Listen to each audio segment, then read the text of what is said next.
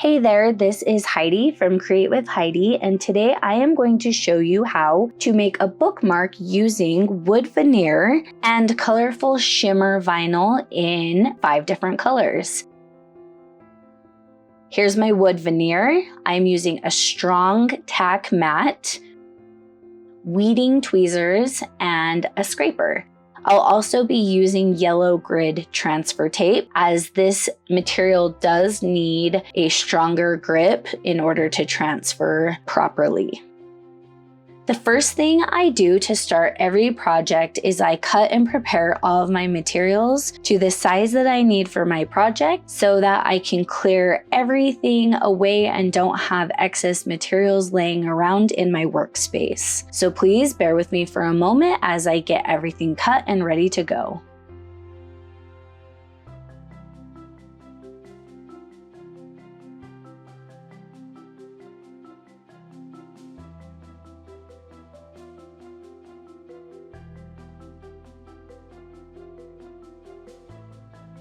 Okay, I am starting with my first color, which is the colorful shimmer white.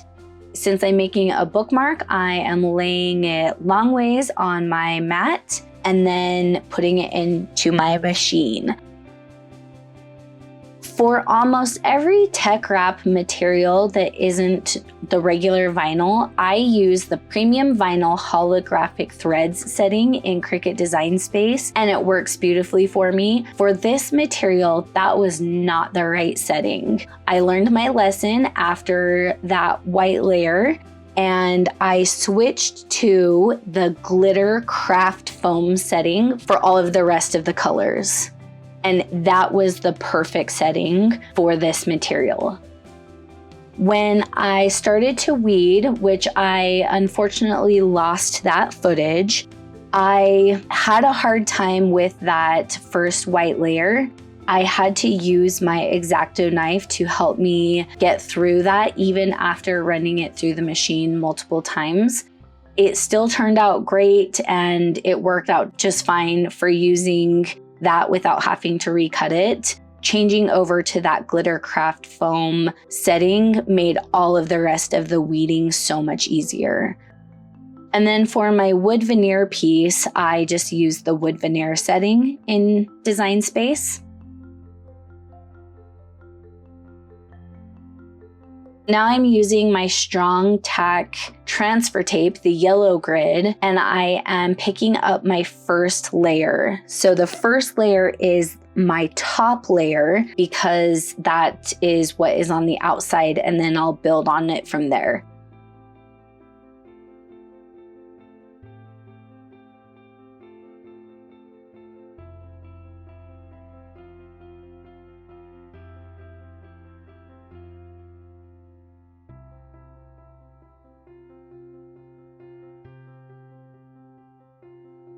Now that I have that first layer on my transfer tape, I am going to add on my next layers. I'm starting with the pink flowers, and I'm just carefully lining up my first flower and then my second one, and then scraping everything down.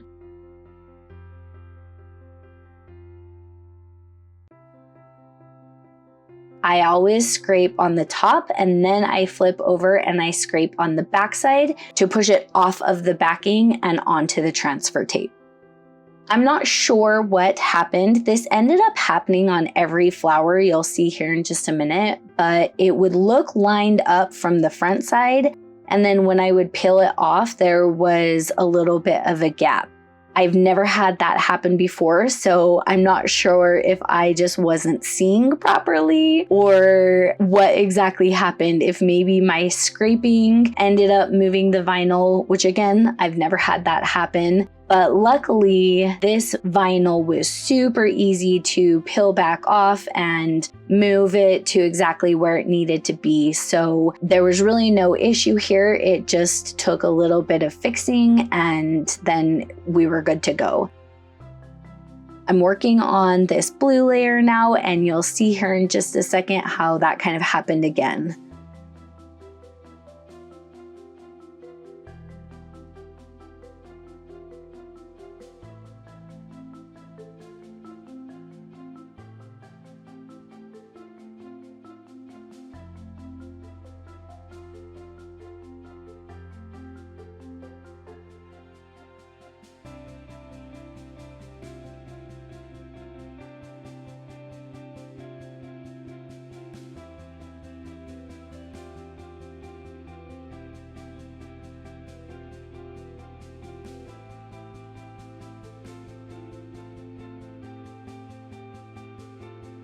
There you go, quick, easy fix again.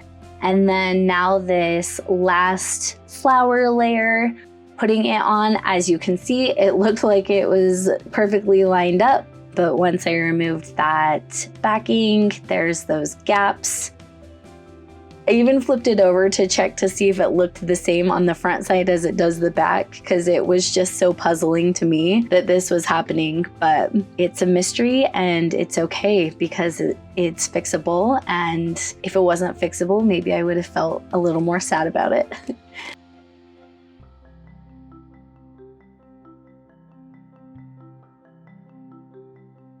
Okay, so my final layer that I'll be adding on, this is green. It looks kind of brown in this recording, but it is actually a green color. So I used it for the stem and leaves.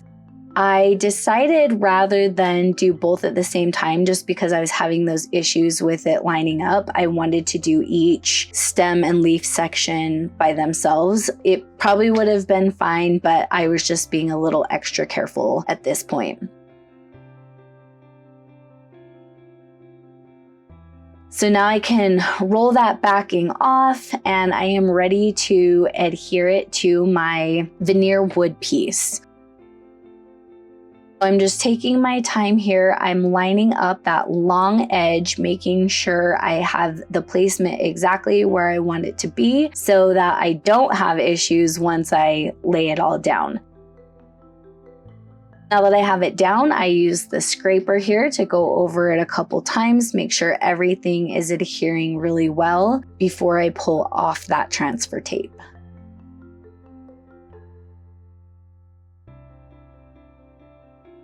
I'm using my scraper as a way to just give myself some extra pressure on the finished product as I pull off that transfer tape so that I didn't have anything accidentally come up or rip.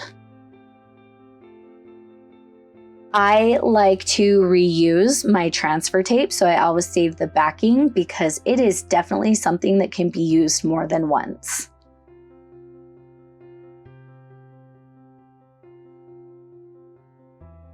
And here is the final product. I'm super happy with how it turned out. And I just had to, put it in a book to make sure that it felt good inside the book and wasn't too thick, and it wasn't. I hope you enjoyed this video.